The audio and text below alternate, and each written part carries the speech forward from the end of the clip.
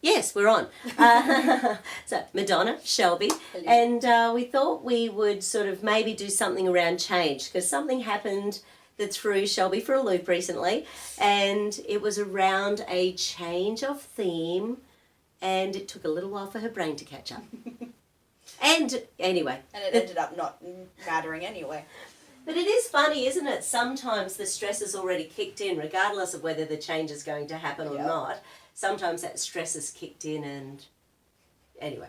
So how long did it take you to get back to an equilibrium? The topic of the change came up the day before around lunchtime, and then the next day was consumed by it. Yes. Like, that's when it really, it was almost definite that it was going to happen. And even after, I think by nighttime, like in the morning we started talking about it, and then by the time nighttime came, we'd agreed not to change, but I was thrown off for the whole weekend. Yeah, right. So it did take you quite a bit of time to resettle. Yeah, even after we decided we weren't going to change anything, the anxiety of it all had all kicked in. Yeah.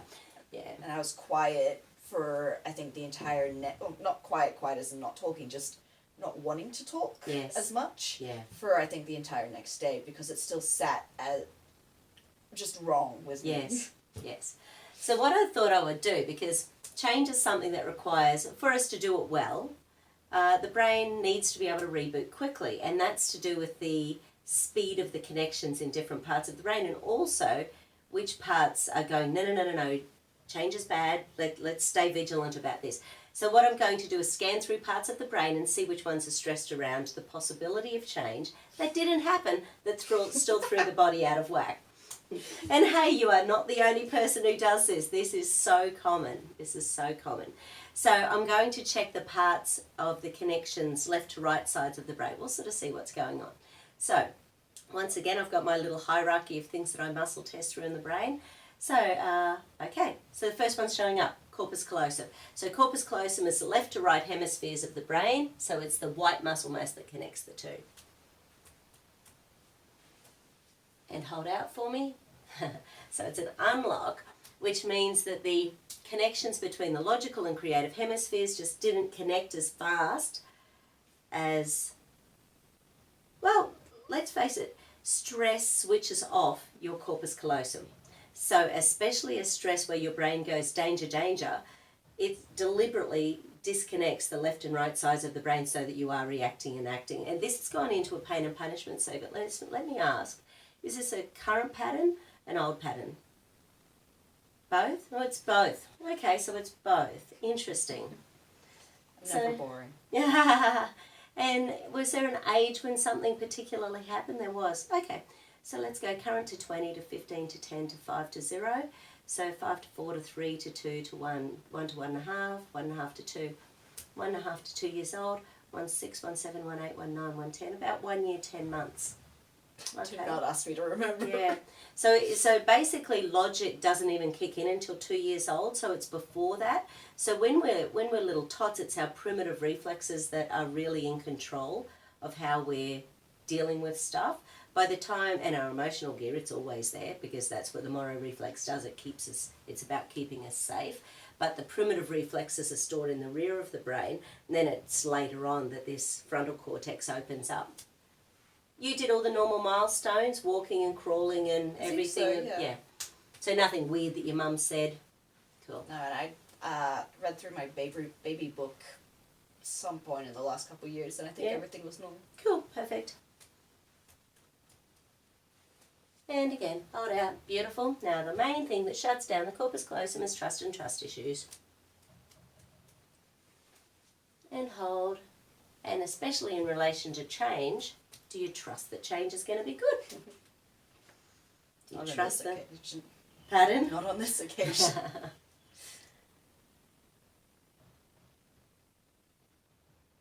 Shelby said something funny. She said that she likes change, but she likes to be prepared. But she loves surprises. Surprises are great. So obviously surprises have always been positive for you. Yeah. Yeah, well, nice. Once my Tash, is it? it was sort of a surprise, and sort of something I saw was coming. She was at the pet shop and was looking at the chickens, and she kept talking about the chickens, and I told her, do not buy a chicken. And then she came home with a chicken. So, so it was I kind of had an inkling she was going to do that, but at the same time, seeing it and being like, you did this. This happened. Yes. She made that decision. Yeah. Trust and trust issues. And hold. Beautiful. Okay. So once again, going back to my hierarchy, CC, trust, AC, despondency. So it was more the anxiety rather than the depression after that. Yeah. I felt both kind of on edge and removed from it a little bit. Yeah. It was a bizarre feeling. Yeah. So we're going to go into the reticular activating system.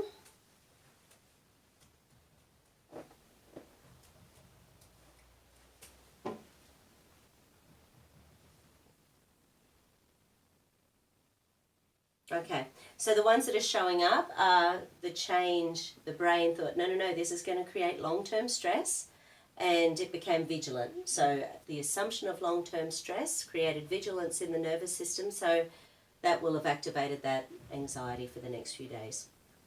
And I suppose 24 hours to be discussing it and, sort of going through the pros and cons and shall we or shan't we or... And it doesn't seem like a long time, 24 hours, but, it can have already set off things in motion in the brain.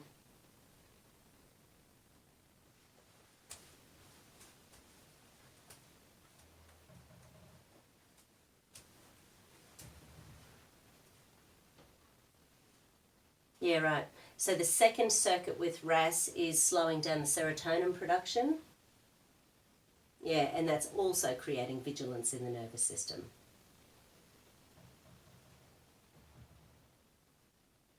Which is a bit of a go-to for you. Yeah. Have you been to the beach lately? It's been a bit cold. It has been a bit cold. We were down the beach last weekend and we looked at it. That's good. It helps for me, because like I've said before, it's a good place to just feel grounded again. Yeah. But, and even just being able to see it and be close to it is great, but the breeze coming off the ocean I think would freeze us right now. Yeah. Okay, so the RAS is okay now, so once again going through my hierarchy.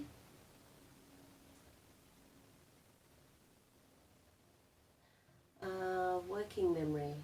Okay, so I'm just going, right, so how did you go about problem solving it? We sat down and had some time to gather our ideas on why we wanted to approach it in the ways that we did. Yes. And when she saw my specific ideas, it helped her realize more the way I wanted to approach it, which was different to the way she thought I wanted to approach it. Right, okay. And that helped her get a clearer vision of everything. It didn't change all the problems that she had with it, but yes. At least she could see more of what I wanted from it. Beautiful. Yeah, nice. Yeah, it is that, so really it's a whole lack of communication thing. Yeah. Or, assuming you're on the same page but not quite getting where you're not. Yeah. Yeah. Because the next areas showing up are the integration points. So there's 4 of these. I'm going to check them one by one. So the first, you're good at saying what you need to say to Tash? It depends. Okay. I'm trying to be better, but I still have a lot of, from growing up, I have a lot of hold my tongue, don't say what's on your mind. Still there. Don't want to hurt anyone. Yeah. Okay, so the first one I'm going to check is brokers to brokers. And hold out. Because the brokers, they're about the words. So they're actually the words we speak. And it's also about the mouth and everything. So, sometimes when people are speaking their truth and they don't open their mouth, they mumble. So the brokers, on one side, it's about the actual words. The other side, it's about the whole lips and mouth and musculature associated with it. That's when you have to say, speak up. Or say to a teenager, say your words. The stutter, because I've got a stutter, it was playing up before this went down, actually. Oh, really? And I think it carried on a bit afterwards as well, but during the actual problem stage itself, it wasn't a problem. Interesting. And hold. Now the next one I'm checking is Wernicke's. And hold. Yeah. So Wernicke's is about the thoughts behind the words. So, and you know when you get tongue-tied, do you sometimes have the words in your head but for the life of you can't actually say them? I struggle to say them in the way that portrays what I'm trying to say. Right. And like with Tash and I have autism, so sometimes the way I'm trying to express a thought makes absolutely no sense to her. Yeah. Because her brain doesn't work in the same way mine does. Yeah, absolutely.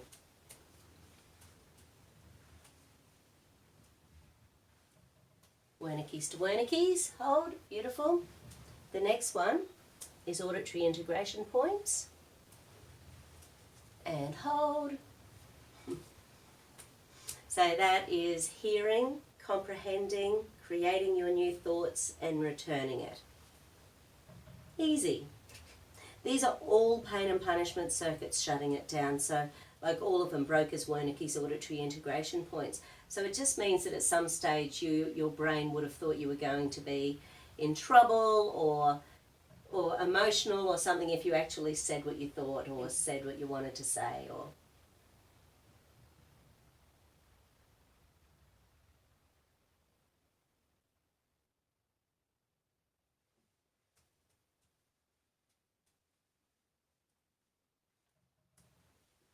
and hold. Beautiful.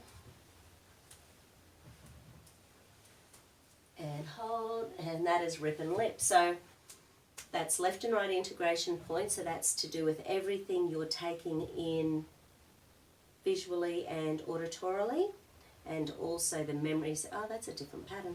Okay. That one, so rip and lip, it's associated with an old depression pattern. So it's about speaking and hearing. And memories associated with when you've spoken and heard and it hasn't been good for you, because otherwise it wouldn't be a stress pattern. I had a lady the other night I did a little balance on, and it was around speaking her truth and then hearing what someone had to say. She woke up the next day with a sore throat and a sore ear. Oh no. Which I went, interesting. She said, could this be about the balance? I said, wow, maybe. And hold. Beautiful. Okay, so now I'm going to check all of the ones on the right.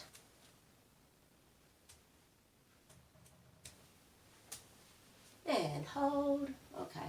So they're all the Gestalt ones, so all the emotional ones. So that's the emotional words, the emotional thoughts behind the words, the emotional stuff you're hearing and putting together and then thinking, and then also the emotional way you put together what you see and what you hear. Fear, threat, danger.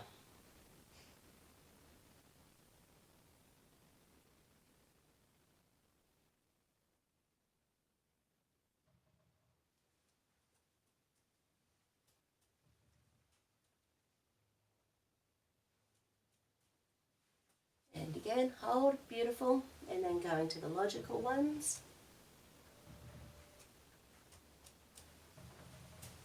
And hold. Okay.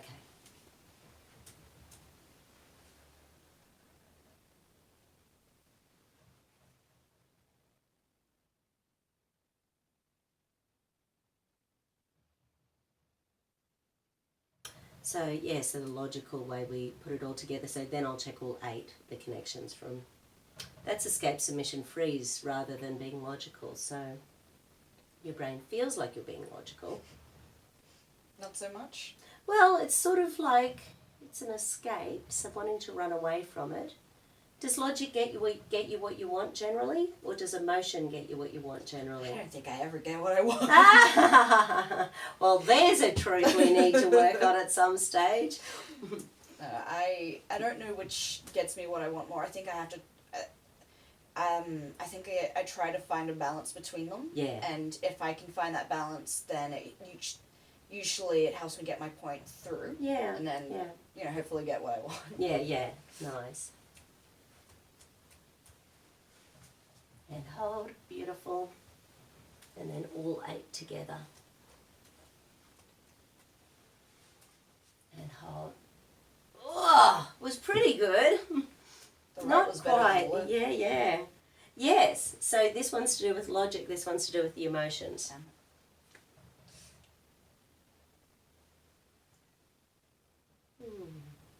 Who in your family gets what they want? My mum. Yeah, right.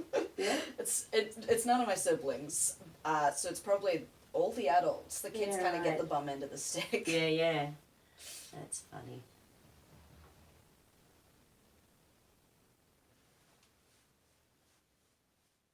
Don't tell her I said that. No, no. No one will ever know. Just us and our closest 1,000 friends. Exactly, exactly.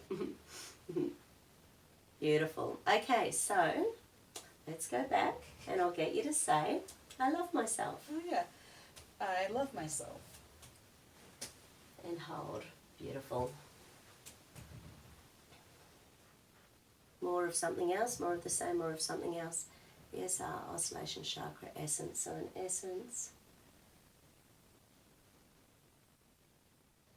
Oh, right. The flower essence showing up is called Dog Rose of the Wild Forces. And it's one of the ones in the emergency essence, and it's for those moments in life when you feel like you're hanging on by your fingernails and just holding on. Yeah. Oh. No. I'm just, 4 drops. That's not so bad. Lunchtime brandy. Beautiful. Okay.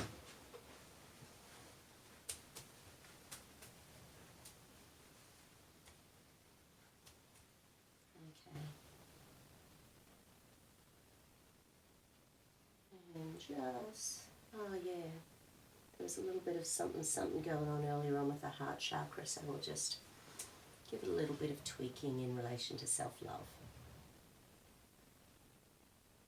It really is like a lifetime experience though. Owning who you are, learning what you need, what you want. Because sometimes we don't know what we want, we just know what we don't want. And that can be just as big a truth. If you go, no, this isn't working for me. You go, well, what is working for me? I don't know.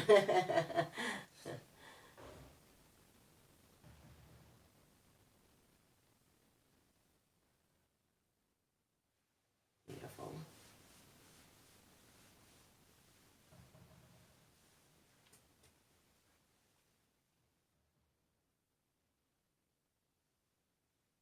Beautiful. Okay. So, Sissy, trust, I see trust.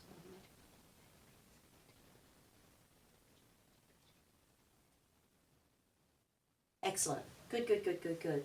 So, thank you. Thank you for sharing. That's all right. And we love you, Shelby's mum. Excellent. Thanks, everyone.